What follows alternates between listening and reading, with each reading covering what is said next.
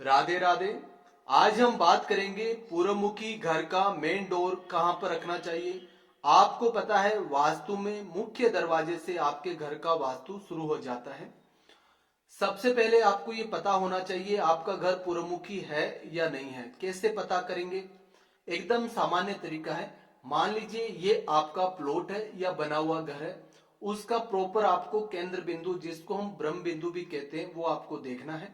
वहां पर खड़े होके रोड की तरफ, ये आगे मुख्य सड़क जा रही है, कंपास से जब आप देखोगे तो फ्रंट पर अगर प्रॉपर 90 डिग्री आ रहा है तो आपका घर क्या हुआ? ईस्ट फेसिंग, यानी कि पूर्वमुखी घर हुआ।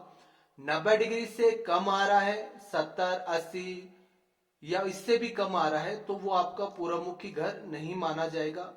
या 90 डिग्री से ज्यादा आ रहा है तो भी आपका घर पूर्वमुखी नहीं माना जाएगा। यहाँ ये चीज आपके क्लियर हो गई है, ये टॉपिक क्लियर है।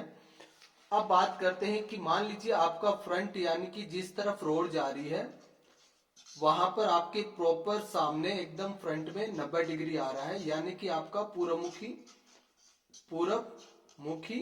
घर है आपका। ठीक है, तो उसका मेन डोर कैसे देखेंगे?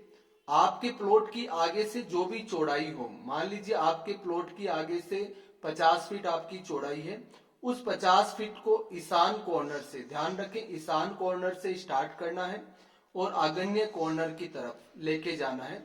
यहां से आपको इसको बराबर 9 भागों में डिवाइड कर लेना है।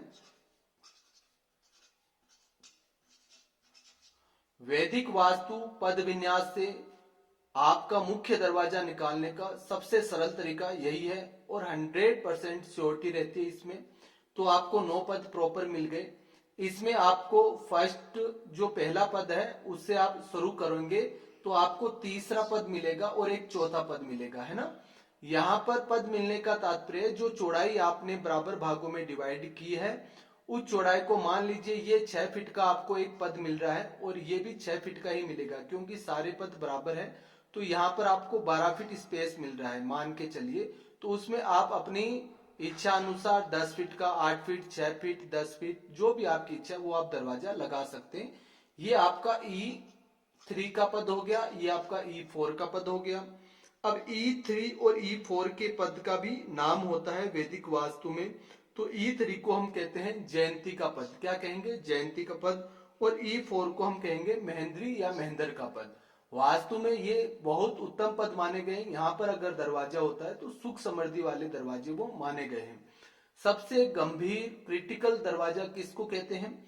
अगर आप 8वें और 9वें भाग में दरवाजा लगाते हैं तो ये दरवाजे आपको हानि ही देंगे, लाभ नहीं देंगे। तो इन दरवाजों से आपको बचना चाहिए। अगर आपके दरवाजे इधर हैं तो समय से उनकी रेमेडी करें या सही स्थान पर उनको ट्रांसफर करें तो आपको अच्छे रिजल्ट्स मिलेंगे।